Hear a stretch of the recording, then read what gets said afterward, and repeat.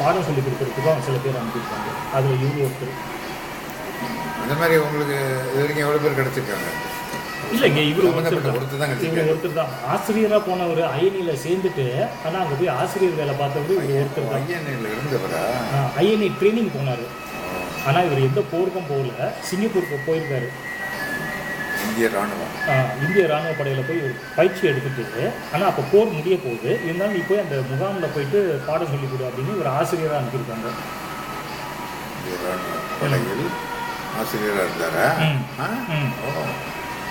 இது வந்து நமக்கு புது தகவல் பாருங்க. இது ஒரு சுவாரஸ்யமான தகவல். இது வேற எங்கேயுமே நான் கேள்விப்பட்டேன்.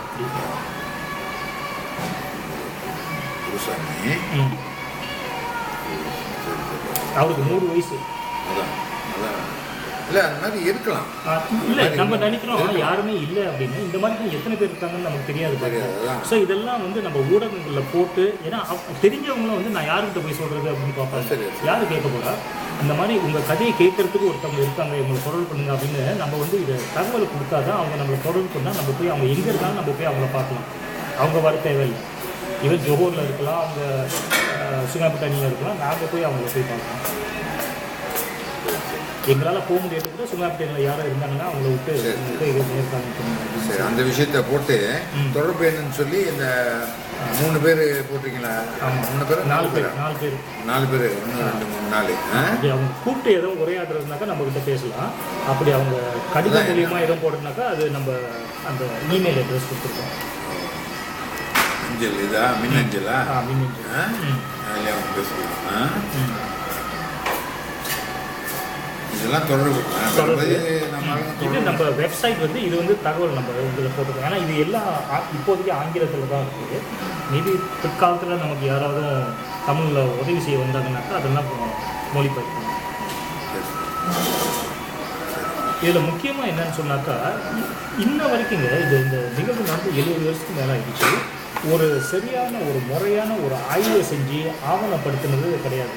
பல பேர் வந்து நூல் போட்டிருக்காங்க. ஆனால் ஒரு நூல் போட்டிருக்காங்க. பல நூல் அலங்காட்டு கூட ஒருத்தர் போட்டிருக்காரு. ஆமாம், சரண ரயில்வேன்னு. ஒரு ஒரு ஆவணமாக கிடையாது. சமீபத்தில் தான் ஒரு ஆவண படம் ஒன்று வெளியிட்டாங்க.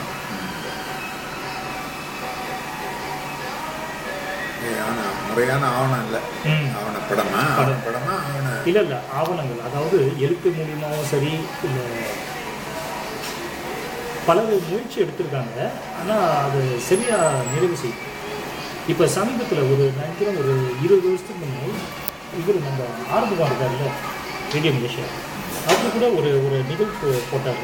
இந்த மாதிரி அதை சம்மந்தப்பட்டவங்க கால் பண்ணி பேசலாம் அப்படின்னு பல பேர் கூப்பிட்டு பேசியிருக்காங்க. ஆனால் அந்த நிகழ்வை கூட நான் அவரை கேட்டேன், அதை பதிவு பண்ணியிருக்கீங்களா, அதை நான் திருப்பி கேட்கணும் அப்படின்னு. அதெல்லாம் எங்கே போச்சு அப்படின்றாங்க. அது கிடைக்கிறது கஷ்டம். அதான் நான் சொல்கிறேன், நம்ம நிறையா செஞ்சுருக்கோம், ஆனால் பதிவு பண்ணி அதை ஆவணப்படுத்தி அதை வந்து பாதுகாக்கல. அப்போ அடுத்த தலைமுறைக்கு என்ன தெரியும்?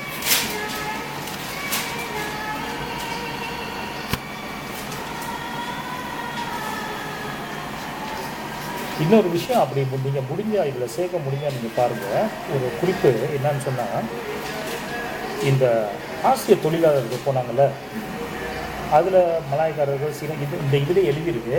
அது அதிகமாக போனது தமிழர்கள் அப்படின்னு. தமிழர்கள் தான் அதிகமாக போனாங்க. ஆனால் இது நாளளவில் வந்து இந்த தகவல் வந்து இருக்காது. ஏன்னு சொன்னால், இந்த ஜப்பானியர்களோட ஆவணங்களில் வந்து சைனாலேருந்து சில சீனர்கள் கொண்டாந்து வேலை வாங்கினாங்க. அவர்களை வந்து சீனர்கள் அப்படின்னு குறிப்பிட்டிருக்காங்க. ஜாவாலேருந்து கொண்டாந்தவங்கள ஜாவாக்காரவங்கன்னு போட்டிருக்காங்க. ஆனால் அந்த மலையாவிலேருந்து கொண்டாந்தவங்களை எல்லாமே மலாய்க்காரர்கள்னு போட்டிருக்காங்க. அங்கே இந்தியர்கள் தான் அவன் போடவே இல்லை. ஏன்னா யாருமே அவன் இந்தியாவிலேருந்து கொண்டாடல, மலையாவிலேருந்து தானே கொண்டாந்தான். அப்போ ஆவணங்களில் வந்து மலையக்காரர்கள் தான் குறிப்பிட இருக்கும். அப்போ இப்போ நமக்கு தெரியுது, பிற்காலத்தில் யார் சொல்லுவாங்க?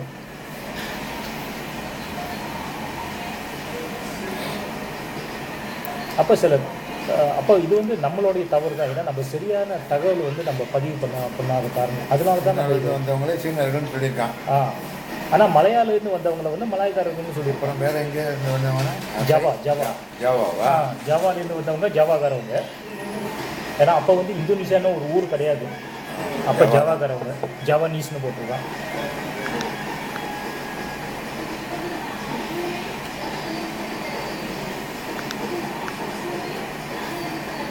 மலாயாவிலிருந்து போனவங்க, மலாயாவிலிருந்து போனால் இந்தியர்கள் இல்லையா? இந்தியர்களை வந்து அவன் வந்து பொதுவாக அதாவது இந்தியர்களும் போனாங்க, மலாய்க்காரர்கள் போனாங்க, சீனர்கள் போனாங்க. அவன் பொதுவாக வந்து மலாய்க்காரர்கள் அப்படின்னு போட்டான்.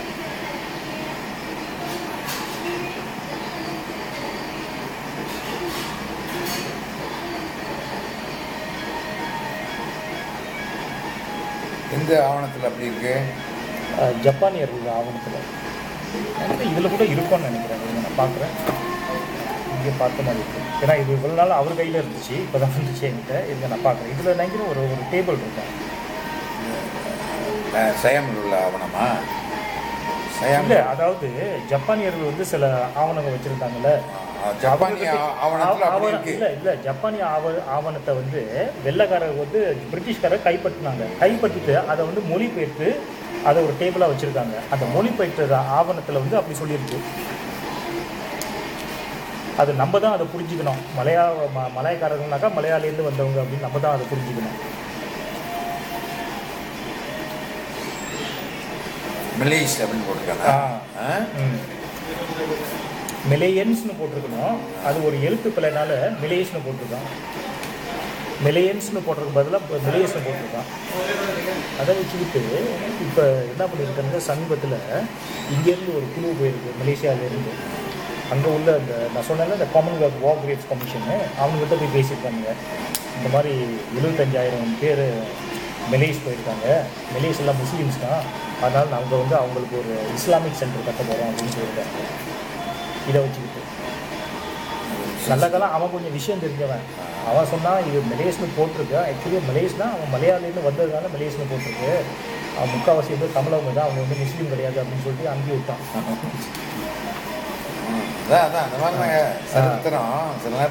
இல்லை இப்போ அதான் இப்போ சரித்திரம் வந்து நம்ம வந்து கொஞ்சம் விழிப்புணர்வாக இருக்கணும். இது நம்மளோட கடமை பாருங்கள், இதெல்லாம் செய்யறது பாருங்க. மாற்றிடுவேன்.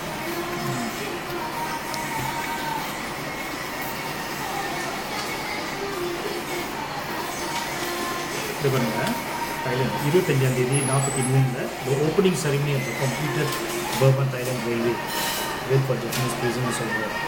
14 வந்து முடிஞ்சது. 16 October the railway line was completed. அதாவது ஒரு 14 அக்டோபர் முடிஞ்சது.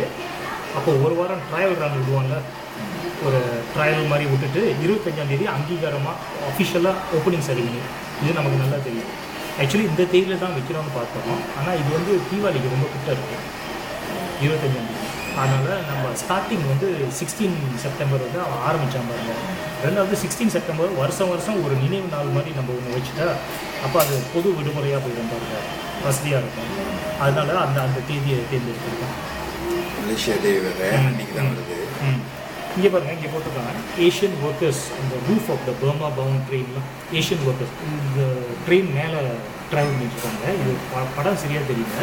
பட் இந்த மாதிரி ட்ரெயின் மேலே ட்ராவல் பண்ணுறவங்க கூட எல்லாம் பர்மியர்களும் சியாங்காரவங்க, நம்ம இந்தியர்கள் கிடையாது. நம்ம இந்தியர்கள் வேலை செய்கிறது வந்து நம்ம பார்க்குறோம்னு சொன்னால் மிக கஷ்டம். இங்கே பாருங்கள், இங்கே காட்டியிருக்கான். யார் எல்லாம் ஜாவாகாரங்க மாதிரி தெரியுது. இங்கே பாருங்கள், இதெல்லாம் பர்மாகாரங்க மாதிரி தெரியுது. இதில் எங்கே தமிழகம் தெரியுது? இல்லை இங்கே மேலே உட்காந்துருக்கிறது எல்லாம் பர்மாகாரவங்க இல்லை தாய்லாந்துகாரவங்களாம் இருக்காங்க. நம்ம ஆளுங்க படம் இருக்காங்க, 1-2 இருக்குது, ஆனால் ரொம்ப குறைவு.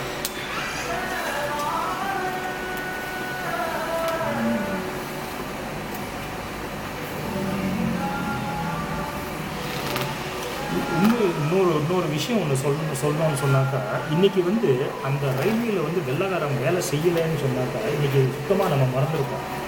வெள்ளைக்காரன் வேலை செஞ்சதுனால அவன் கொஞ்சம் ஆவணப்படுத்தி வச்சுருக்கான். அப்போ நம்ம போய் சொல்லிக்கிறோம் இதில் நானாக இருந்தேன் அப்படின்னு நம்ம சொல்கிறோம். இது இல்லைன்னு சொல்லிங்க, 70 வருஷத்தில் ஒரு அடையாளம் கூட இருக்காது. நம்ம பேசுகிறதுக்கு ஒன்றுமே இல்லை. சம்பவம் நடந்து எவ்வளோ வருஷம் ஆகுது? 70 வருஷம். 70 ஆக்சுவலி இப்போ 74 வருஷம் ஆச்சு ஆரம்பித்து. அந்த சம்பவம் முடிஞ்சு 1945. போன வருஷத்தோட 70 வருஷம். இப்போ 71 வருஷம் அந்த போர் முடிஞ்சது. போர் முடிஞ்சதோட எல்லாம் வந்துட்டாங்க. சில பேர் உடனே கூட வரல. இந்த பாருங்க, இங்கே இந்த 71 வருஷம் சம்பவம் முடிஞ்சு.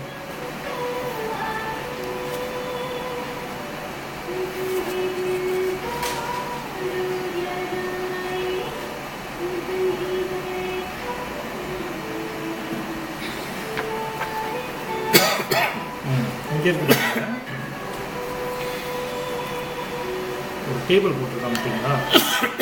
கண்ட்ரி ஆஃப் ஆரிஜின் பிரிட்டிஷ், டச்சுக்காரன், ஆஸ்திரேலியாக்காரன், மில்லியன். இதில் வந்து சரியாக போட்டிருக்காங்க மில்லியன். ஆனால் சில ஆவணங்கள் வந்து மில்லியன் இதில் மில்லியன். ஓகே, மில்லியன்னாக்கா எத்தனாயிரம் அப்படின்னு கணக்கு. இதுதான் வந்து அவன் காட்டிக்கிட்டு மில்லியன்னாக்கா எல்லாம் மலாய்க்காரங்க அப்படின்னு அவன் சொல்கிறாங்க. ஏன்னா இங்கே இந்தியன்னு ஒன்றுமே இல்லையே. அவனை பொறுத்த வரைக்கும் இந்தியாவில் இருந்தவன் தான் இந்தியன். இங்கேருந்து மலையாளம் இருந்து போனால் மலையன். அந்த மாதிரி அவன் சரியாக தான் போட்டிருக்கான். அந்த மாதிரி இது பாருங்க, இந்த சுடுகாட்டு பார்த்தீங்களா? இது வந்து அப்போ 1945 வந்து அவனுங்களுக்கு வந்து அப்போவே ராணுவக்காரங்க சாகும்போது இதெல்லாம் வந்து சுங்காய். இது வந்து தாய்லாந்து. இது தாய்லாந்து, இதுவும் தாய்லாந்து. எவ்வளோ பெரிய பார்த்தீங்களா? இப்போ இது வந்து நல்லா பராமரித்து எத்தனை ஏக்கரில் போட்டிருக்கான்னு தெரியல. அது நான் செக் பண்ணி வேணா உங்களுக்கு சொல்லுவேன். அது எத்தனை ஏக்கர் தெரியாது. எப்படியும் ஒரு 10 ஏக்கருக்கு மேலே 10-20 ஏக்கர் சொல்லலாம். எத்தனை ஏக்கர்னு தெரியாது. அது என்ன நான் பார்த்து சொல்கிறேன்.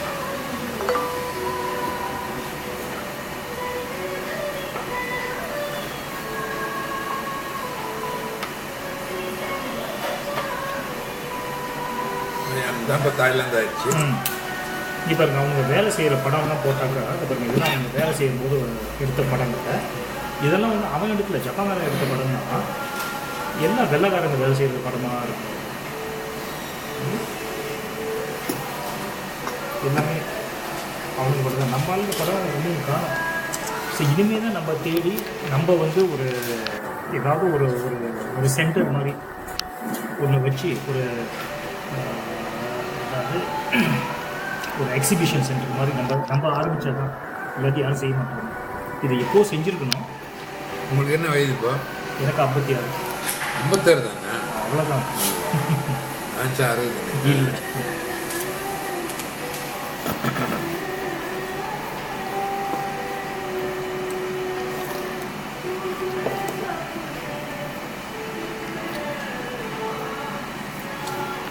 சரிங்க, இது இருக்கட்டும். எனக்கு இது வேணாம். இது வச்சு அப்புறம் நீங்கள் சொன்னதெல்லாம் போட்டு September 14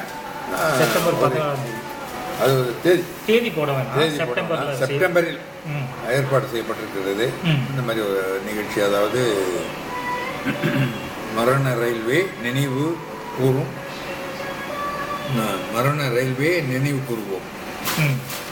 remembering the death railway அப்படின்னு ஒரு நிகழ்ச்சி. அது வந்து அதை பற்றி விளக்கமான காணொளி அது அந்த சீன் எல்லாம் போட்டு காமிப்பாங்க இருக்காங்க. இப்போ வந்து யார் அந்த மரண ரயில்வேக்கு போனாங்க, வேலைக்கு அங்கே போனாங்க, கஷ்டப்பட்டாங்க வந்து இப்போ